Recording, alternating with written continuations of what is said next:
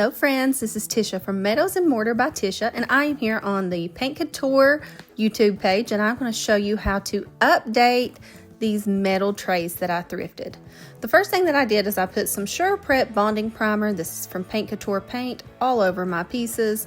I just did one coat on this, but you could do two, and I do apologize for that being blurry. It had focused in on my hand instead of the actual pieces.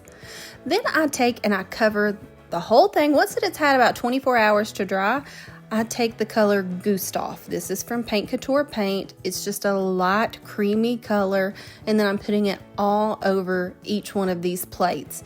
You want to make sure that you're covering it all well. This has some really good coverage to it. Sometimes with these lighter colors, you'll need to do two coats on it, and that's fine. That's not a big deal. For the look that I'm going for here with this one, I only had to do one coat, so it worked out fine. Once that you get a good base coat of the Gustav on there, then I came in with some Paint Couture paint in the color Sophia. This is just a nice light baby blue, and I'm just going around the edges of it. Now, this has like a muted undertone to it. It's not really like a true baby blue, but it is a lighter blue. But the muted undertone of this goes perfectly with that Gustav. They're pretty similar colors, so they're going to be very easy to blend into one another. So you saw that I just actually used the same brush on this instead of toggling back and forth between brushes, because I am going to be adding some other embellishments on it, so it's not going to be a perfect blend like I would have on a furniture piece. So I just take the two colors and I lightly mix them together. I go side to side, up and down. I do some diagonals, and I just let these colors kind of meld into one another. So you see the blue on the outside, and then it's just going to sort of melt into the lighter color on the inside of it. You're not going to be able to see where one begins and one ends.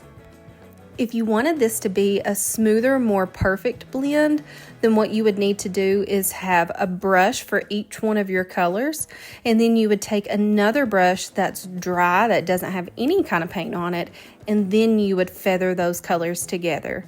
But like I said, for the thing that I'm doing, for the transfer that I'm getting ready to put on over top of this, I don't need to do that. I can just use the same paintbrush. These are both pretty similar colors. They're both light. This is just going to give us a little bit of variation. Now I'm taking a transfer. This is from IOD. This is, I think it may just be called the Toile Transfer. I'm not positive about that, but you can use any transfer that you like.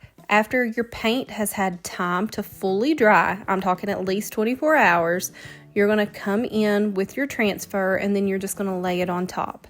Now, the IOD transfers actually come with a clear transfer stick. This one is from a different product, but it's the same thing. You see me just using that transfer stick. It's just a kind of like a paint stirrer, and you just take it and then you rub it back and forth all over your transfer, and then you're going to pull back on the clear backing sheet, and then your transfer is going to release onto the tray. So whenever you're doing the bigger transfers, the bigger bulk pieces on there, they're a little bit easier to get off, but the smaller pieces, like the little wisps that you see up there at the top, the little lines that are in between the people, those are going to be more delicate. They're going to be more fragile, and you may have to rub across those a little more frequently than the other ones to get them to stick. And that's just with any of the delicate parts of the transfer. So like if you had a script and it had like these curly cues on it and stuff, you would need to pay more attention to those areas as well. Now, the different brands of transfers ask that you do different things. Some of them want you to apply a top coat first. Some of them want you to apply it just afterwards. I find that 99% of the time, as long as I'm not using a clay-based paint, I don't need to top coat it beforehand. And I think that's kind of silly to top coat it and then put your transfer on, and then you just have to seal it again to seal your transfer in. So I just usually do it on my raw paint. It's always worked for me, but as always, follow the manufacturer's orders, whatever they say. So for the round plate, I'm doing the same thing. I just cut it out a little bit differently. Down here at the bottom, you saw that where my sheet cut off, so I kind of have to piece and place a few little more sections to kind of complete the look. This isn't going to be a plate that you're going to eat off of. This is going to be just a tray that you're going to use as decoration. You may be able to serve stuff on it as long as the food isn't directly touching this, if you have like, you know, something else over top of it. But I'm going to use Paint Couture's Extreme Guard to seal this all in. I can't remember if I used flat or satin. I think that I used the flat on this. But you just want to come in with a good even coat. Make sure that you're getting into all the cracks and crevices. And this is just going to give it a nice sheen. It's going to give it a nice durability so that you can use this as a functional piece as long as the food isn't touching on it directly. If you have something else down, a bowl or plate or something else on it, then you can use it. But even if you're just using it as decoration, it's going to stick on there well. You're not going to have chipping or anything. Now I'm coming in with Paint Couture's Stardust, and this is a beautiful silver color. Now, this Stardust, you cannot capture it on video, but whenever you are in it, whenever you're looking at it in person, it just has these subtle little shimmers in it, and it is so beautiful.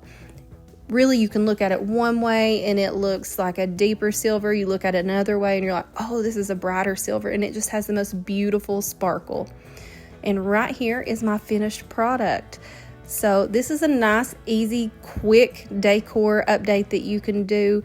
And you can find those metal trays at any thrift store. Usually they're $1 or $2 a piece.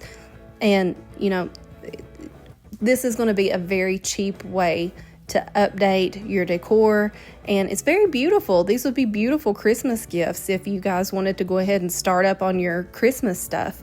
As always, if you're interested in any of the Paint Couture products, there will be a link in the description box, and you can get any of those products that you would like. But check out that Stardust. It is pretty awesome stuff.